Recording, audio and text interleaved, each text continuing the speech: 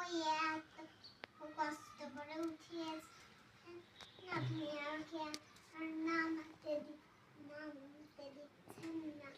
Sorry পাপা, আসেন আসেন। Sorry বললেও আপনাকে মাফ করা হবে না। ঠিক আছে, ওকে।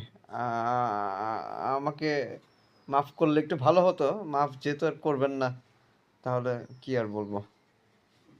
আসেন আসেন মাফ করলে কি তাড়াতাড়ি। আমরা আমরা এক জায়গায় যাওয়ার কথা ছিল কিন্তু ওমর, কেমন আপনি আসেন আগে। এখন যাব? আপনি কি এখনই যেতে চান নাকি?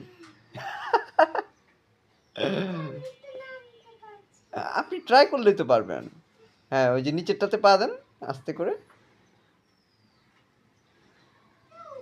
নিচে আর একটু নিচে হলে তো হয়ে যেত। এই তো, এই যে, তো এই তো এই তো মাই good boy, Omar is my good boy. এই তো পেরে গেল।